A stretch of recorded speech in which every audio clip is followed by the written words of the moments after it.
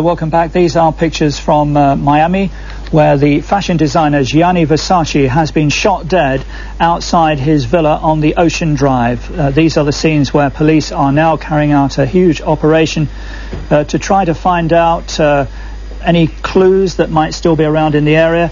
They're searching for a white man aged about 25 who's being sought in connection with the shooting, which happened just around 9 o'clock in the morning local time in Miami, when Mr. Versace was returning from a nearby cafe where he had been having breakfast.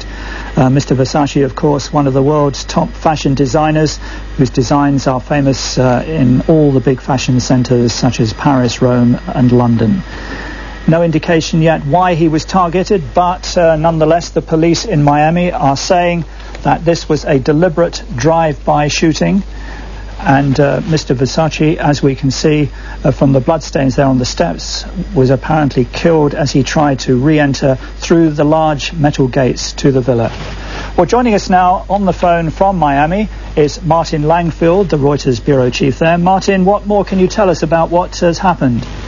Well, it appears that this was a single white male who approached Mr. Versace. As you say, as he was about to enter the gates, he may have been having breakfast. He appeared to be returning, according to police, from a local restaurant on Ocean Drive, which is, of course, not only a tourist mecca, but the center of Miami nightlife and center of its burgeoning fashion industry. The police are telling us, Martin, that he was apparently a deliberate drive-by shooting.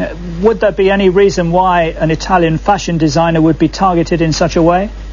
Very hard to say.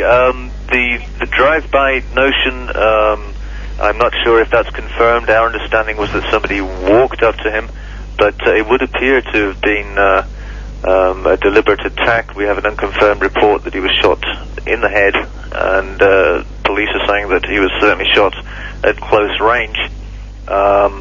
Motives for that, I guess it's very early to say, and police at this moment are trying to find their suspect. They have a description, but they don't appear to have a motive right now. Can you give us any indication as to how long Mr. Versace had lived in this area? Because this was a pretty large and expensive villa. It was. It's by far the most spectacular dwelling on Ocean Drive, which itself is a very spectacular array of Art Deco hotels. Mr. Versace was, of course, an international figure and something of a globetrotter. He was not always in residence, but when he was in residence, it was the center of quite a lot of social activity, as one could imagine. The man of his stature moving in the world, he did. And again, this is one of the fashion centers of the world here in Miami Beach. Murder such as this is not an uncommon factor in life in Miami, is it?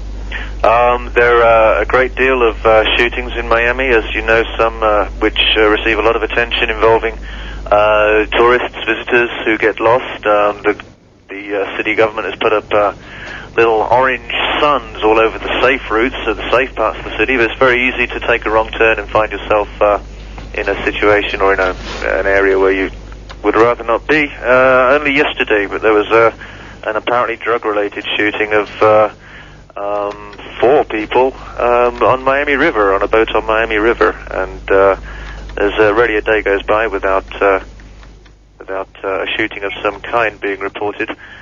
Miami Beach has grown enormously and really come out of the doldrums in the last 15 years or so, partly because of the renaissance brought about by the fashion industry, and it's suddenly becoming a very hip and cool place to be.